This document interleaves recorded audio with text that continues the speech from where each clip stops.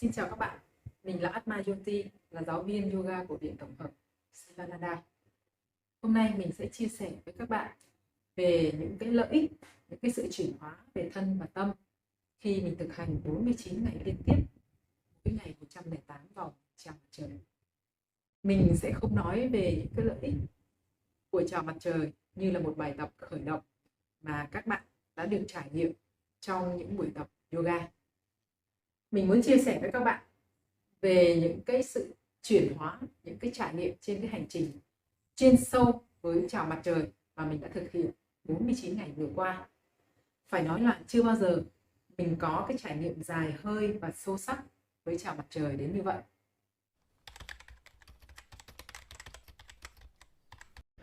Om Michaya Namaha, Om Dravaye Namaha, Om Shuyaya Namaha, Om Banave Namaha, Om Khayaya Namaha, Om Pushne Namaha, Om Hiranyagapaya Namaha, Om Marichaye Namaha, Om Adiyaya Namaha, Om Saviche Namaha, Om Akaya Namaha, Om Bhaskaraya Namaha.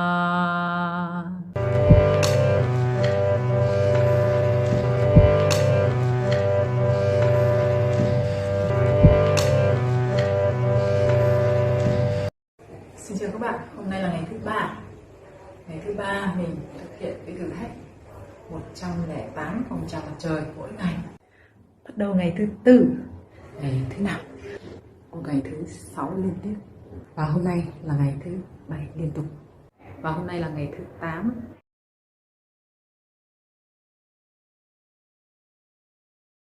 Của ngày thứ 10. Và hôm nay là ngày thứ 11. Và hôm nay là ngày thứ 12. Ngày thứ 13 liên tiếp. Và đây là ngày thứ 14. Hôm nay là ngày thứ 15 liên tiếp. Hôm nay là ngày thứ 16.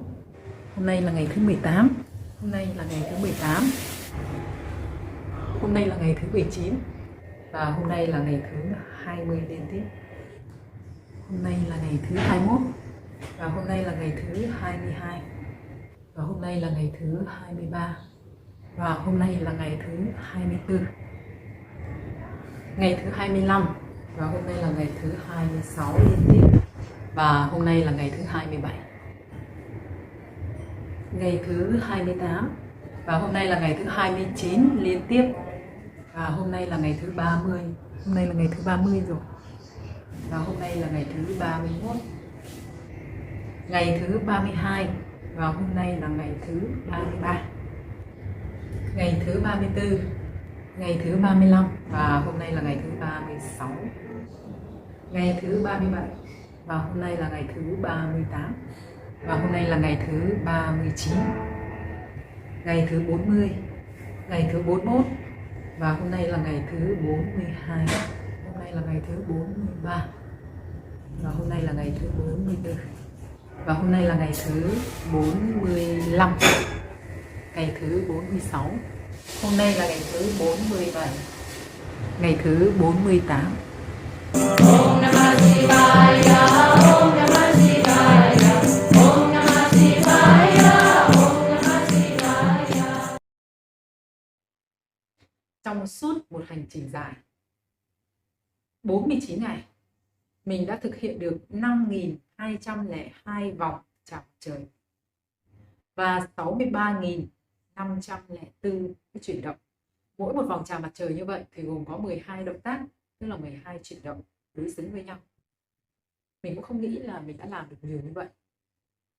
Và phải nói rằng đây là một cái hành trình giúp thanh lọc cơ thể của mình sâu sắc và toàn diện nhất. Tại sao mình lại nói như vậy?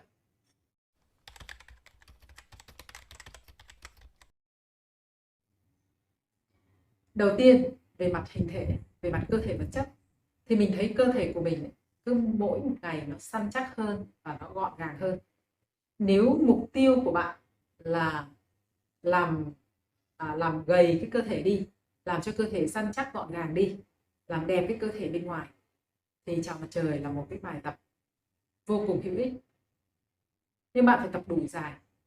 Tức là mình đang nói về là thực hành 108 vòng trong nhiều ngày, thì nó sẽ giúp bạn, cái hình thể của bạn nó sẽ săn chắc gọn gàng, cân đối hơn, da rẻ sẽ mịn màng hơn, cái làn da của mình ấy nó sáng lên mỗi ngày và nó mịn màng hơn mỗi ngày. Tuy nhiên mình bắt đầu cái khóa thực hành này không phải vì cái mục đích hình thể ở bên ngoài, nên là mình đã không đo số đo 3 vòng để mà có cái sự so sánh giữa trước và sau khi tập. Nhưng mà bằng cái cảm quan, mình vừa nhìn này, vừa chạm và vừa cảm nhận được, thì mình thấy là cái cơ thể nó cứ mỗi ngày nó gọn gàng và săn chắc lại. Thứ hai là mình thấy cái độ dẻo dai của cơ xương khớp của mình tăng lên. Tức là sau 5 ngày, mình thực hành từ ngày 18 tháng 9 và kết thúc vào ngày mùng 5 tháng 11, thì từ mùng 5 tháng 11 đến nay đã là 5 ngày rồi. 5 ngày mình quay trở lại với asana, với lại cái việc tập thông thường mà mỗi ngày của mình như trước đây, thì mình quan sát, mình thấy là cái cơ xương khớp của mình nó dẻo dai hơn, việc vào thế một cách dễ dàng hơn. Đối với những cái động tác mà gập sâu, như là động tác ngồi gập người về trước hay đứng gập người về trước, thì mình thấy là gập được sâu hơn. Tức là cái biên độ vận động của các cái khớp của mình nó đã được nới rộng ra rất nhiều. Và điều tuyệt vời nữa là cái sức bền của cơ thể nó tăng lên thấy rõ. Mình giữ thế được lâu hơn. Trong suốt quá trình thực hành 49 ngày này, mình quan sát cơ thể thì mình thấy là cứ sau mỗi một ngày thì cái sức bền nó tăng lên. Nó thể hiện được cái chỗ là mình cứ tập như vậy và mình càng không, cứ dần dần cái độ mệt nó giảm đi. Tức là càng về sau thì mình càng tập, mình càng cảm thấy nó dễ dàng hơn rất là nhiều. Nó cũng thể hiện qua những cái sinh hoạt hàng ngày của mình. Ví dụ mình có thể bê những cái đồ vật nặng 20, 25, 30 kg từ dưới đất mà lên đến tầng 3 mà thang bộ mà không cảm thấy bị hụt hơi hay là bị đuối sức. Hoặc là mình có thể làm việc từ sáng cho đến tối với cái việc thực hành cá nhân của mình này, với cái việc dạy lớp này, với cái khối lượng công việc của mình. Như trước đây mình cảm thấy bình thường, thì bây giờ mình cảm thấy nhẹ. Thì mình đã biết rằng là cái sức bền của mình nó đã tăng lên.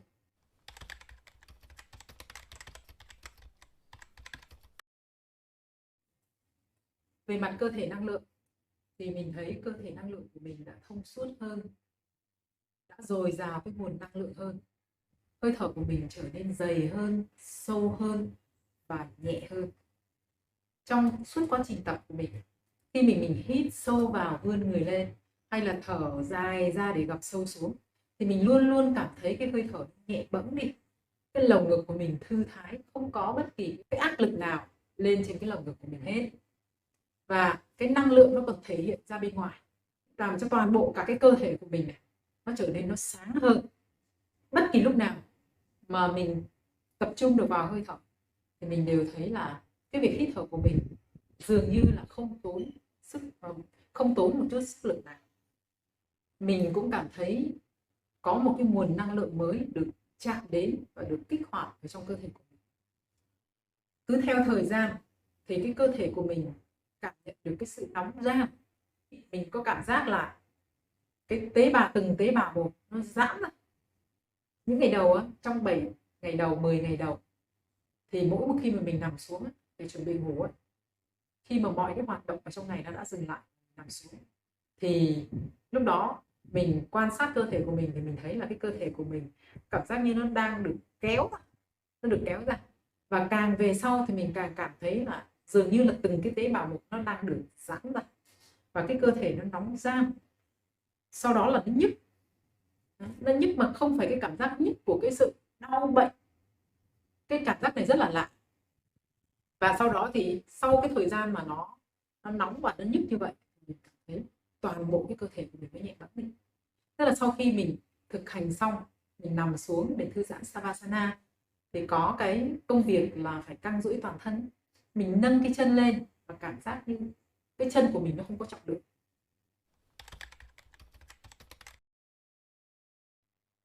Ngày thứ 25, khi mà mình mới thực hành được khoảng 10 vòng thì mình đã bật khóc, nước mắt nó cứ chảy ra. Lúc đó ở trong đầu của mình ấy, chỉ duy nhất một khoảnh khắc mà mình nghĩ đến những cái nỗi đau ở trong quá khứ mà mình đã từng phải trải qua. Mặc dù là mình cứ nghĩ là mình đã giải quyết hết rồi, mình đã an nhiên rồi, nhưng mà không phải như vậy. Tức là nó vẫn còn đọng lại một chút gì đó ở sâu trong trái tim của mình. Và nhờ cái sự lặp đi lặp lại của cái bài tập chào mặt trời này trong một thời gian dài như vậy thì cái cảm xúc này nó mới bật ra, giống như là nó khai thông cái sự tắc nghẽn của cái dòng cảm xúc này. Nó cứ nằm ở dưới sâu dưới cái đáy trái tim mình, dần nhờ cái sự thực hành mỗi ngày mà nó trồi lên, và đến một lúc và đến ngày hôm đó nó bật ra, làm cho nước mắt mình cứ rơi như vậy. Mình vừa nước mắt vừa rơi, mình vừa tập. Nhưng mà sau đó thì sau khi mình thực hành khoảng 5 vòng thôi thì nước mắt ngừng chảy lại, và mình cảm thấy trong cái lồng ngực của mình như được giải ra, mọi thứ nhẹ nhàng, an nhiên, và mình cứ như vậy kết thúc cái buổi tập cách bình an và rất là thư thái.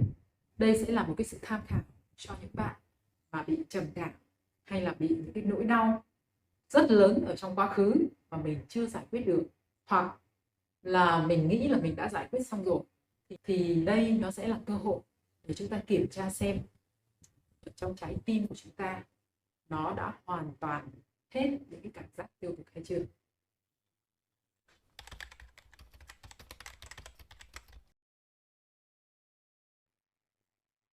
Trong suốt quá trình tập thì mình luôn luôn quan sát cái tâm trí của mình. Mình quan sát xem là tâm trí của mình nó sẽ thể hiện ra như thế nào. Và những ngày đầu tiên cộng với những vòng đầu tiên của mỗi một ngày thì cái tâm trí nó vẫn nhớ cái cơ chế cũ của nó. Đấy là nó không muốn cho mình nỗ lực đâu, nó không muốn cho mình yên đó để thực hành đâu. 108 vòng quá nhiều, lặp đi lặp lại như vậy nhàm chán, nên là nó sẽ tìm cách để cho mình đi ra khỏi cái mục tiêu của mình. Nó sẽ tìm cách nó lôi mình ra khỏi cái mục tiêu mình đã đặt ra. Và khi mà mình quan sát như vậy thì mình sẽ biết đây là cái lúc mà cái tâm trí nó nổi dậy rồi đây, thì mình sẽ dùng cái ý chí của mình ra lệnh cho cái tâm trí của mình là ở yên đây, phải thực hiện xong 108 vòng chào mặt trời. Cứ như vậy mỗi ngày thì mình thấy là mình kiểm soát được cái tâm trí của mình. Lúc này cái tâm trí nó bắt đầu ngoan ngoãn, bắt đầu chấp nhận. Và khi cái tâm trí chấp nhận thì băng như vậy mà tiến tới cái mục tiêu của mình. Còn nếu mà chúng ta không quan sát, không hiểu được cơ chế hoạt động của tâm trí và không biết cách kiểm soát nó thì nó sẽ kéo chúng ta đi ra khỏi cái mục tiêu này. Mình là người mà thực hành yoga, mình thực hành cái đời sống yoga hàng ngày, nhưng mà cái tâm trí của mình nó vẫn quen với cái cơ chế cũ. Có nghĩa là nó vẫn nhớ đấy, đến một lúc nào đấy có cái cơ hội thì nó lại bộc lộ ra ngay. Và cái sự quan sát, cái phản ứng của tâm trí luôn luôn là một trải nghiệm tuyệt vời trong cái hành trình 49 ngày vừa rồi của mình. Khi mà mình kiểm soát được tâm trí rồi, mình sẽ trở nên kỷ luật hơn. Mà kỷ luật tức là tự do. Yoga là kỷ luật. Cái đời sống yoga là cái đời sống của sự kỷ luật. Đây chính là một cái bài tập để mình kiểm tra và rèn luyện cái kỷ luật của bản thân. Càng kỷ luật thì chúng ta càng kiểm soát được tâm trí. Mình cũng quan sát ở cái thân của mình. Lúc đầu nó sẽ có những cái sự biểu tình là chân đau, khớp đau, hay là căng cơ, hay là mỏi. Những cái dấu hiệu đó để cho thấy là cái thân của mình nó cũng đang bắt đầu nó phản ứng rồi đấy. Nhưng mà mình cứ quan sát và mình lại ra quyết định, mình đánh giá xem cái bản thân của mình có đủ cái nội lực để mình tiếp tục đi tiếp hay không, cái ý chí của mình có đủ vững hay không. Thì mình đã ra cái quyết định là mình tiếp tục, thì cái thân của mình nó là từ từ nó đáp ứng.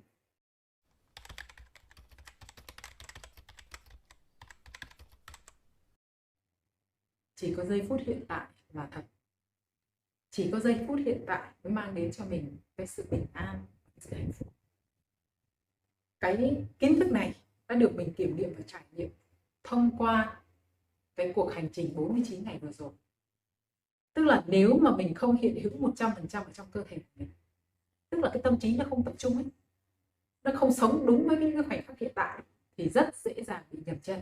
Bạn sẽ không thể biết được là bây giờ bước lên chân trái hay là bước lên chân phải, rất là dễ nhầm lẫn như vậy.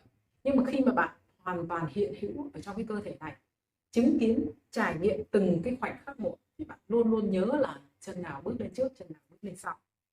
Và khi mà mình tập trung 100% như vậy, thì mình tận hưởng một cái hành trình. Khi mà mình vươn lên, mình nhận biết được cái cơ nào đang duỗi ra. Khi mà mình gập xuống, mình đang biết cái cơ nào nó đang gập xuống hay là cơ nào nó đang co lại. Mình cảm nhận được từng cái cảm giác trong mỗi một cái chuyển động nó xảy ra với cơ thể và tâm trí của mình như thế nào. Và đó là những cái khoảnh khắc hợp nhất giữa thân, giữa tâm trí và với cái tinh thần. Nó mang lại cho mình cái cảm giác vô cùng hạnh phúc, vô cùng tuyệt vời.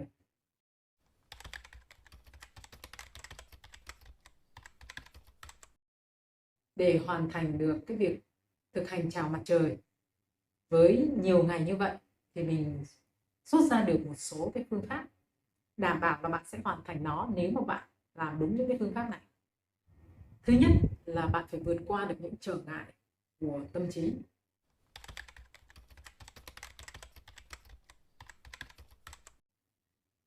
Tức là khi mà bạn bắt đầu những vòng đầu tiên của những ngày đầu tiên, thì cơ thể của bạn nó sẽ biểu tình, tâm trí của bạn nó sẽ vùng lên, và đấy là những trở ngại, nó sẽ ngáng chân bạn.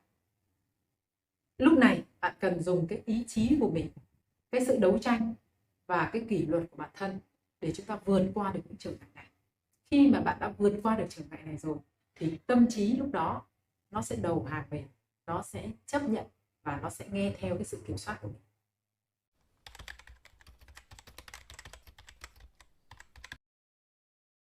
Để hoàn thành được 108 vòng thì hơi thở nó là cái chìa khóa. Tức là bạn phải chắc chắn từng cái hơi thở một, bạn hít vào cho nó hết hơi thở và thở cho nó hết cái hơi thở ra.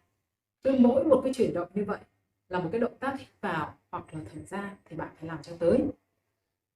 Chứ mình mà hít thở nông, hít thở gấp gáp, hít thở nửa chừng là mình sẽ không đủ oxy cho cơ thể của mình, và cái tâm trí lúc đó nó cũng rối loạn lên, nó sẽ bồn chồn, nó sẽ không để cho mình yên để mình có thể hoàn thành được 108 vòng đâu.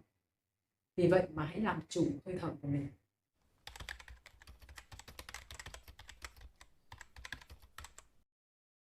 Chúng ta đưa ý thức vào từng cái chuyển động. Chúng ta phải tận hưởng trong cả cái quá trình của mình, chứ không phải là chờ cái đích đến là khi hoàn thành xong 108 vòng rồi mình mới coi là cái cảm giác trong cơ thể của mình như thế nào. Mà mình hãy bắt đầu từng cái sự chuyển động một. Ví dụ như khi bạn vươn lên thì bạn xem là cái cơ nào nó đang được duỗi ra, cái hơi thở của mình nó như thế nào.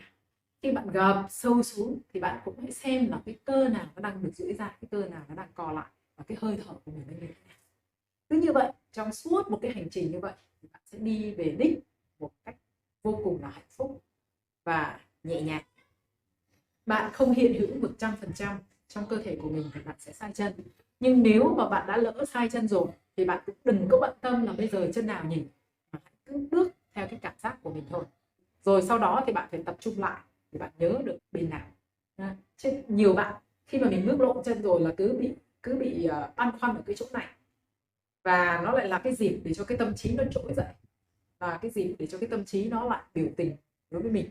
Cho nên là cứ bỏ qua và cứ tiếp tục bước tiếp, thả lỏng cái tâm trí ra, đừng có căng thẳng gì hết, cứ thế mà tập. Mình tập được đến đâu thì mình tập với cái sự không kỳ vọng gì hết thì nó sẽ nhẹ nhàng trôi qua thôi.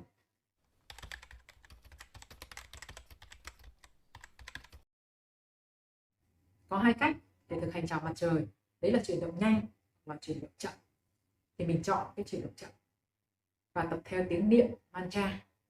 Bởi vì mỗi cái tiếng niệm như vậy nó đủ dài, cái độ dài của nó đủ để cho mình có thể đi hết một cái chuyển động, để cho mình có thể hít hết một hơi thở hay là thở hết ra một cái hơi thở. Và những âm thanh của tín niệm này nó tác động lên những cái trung tâm năng lượng của mình, nó kích hoạt ra và nó giúp cơ thể của mình hấp thụ được cái năng lượng có tần số cao từ cái tín niệm mantra này.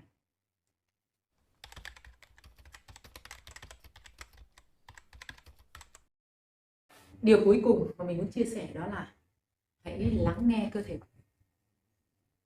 Hãy lắng nghe nó để biết lúc nào mình tiếp tục cố gắng, tiếp tục nỗ lực và lúc nào thì mình nên dừng lại.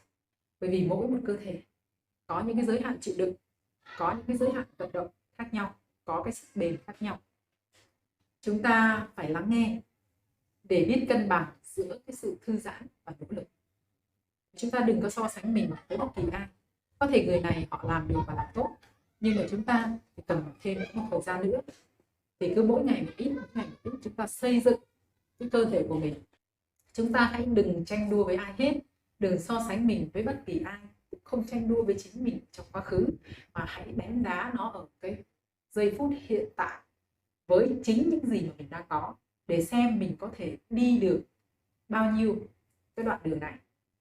Và mình hãy thả lỏng cái tâm trí và cơ thể ra. Nếu mà mình chưa tập được thì cũng đừng nghĩ là tại sao mình lại chưa tập được như thế này, mà hãy nghĩ rằng là mình cần có thời gian, mình cần thêm một thời gian nữa để xây dựng cái cơ thể của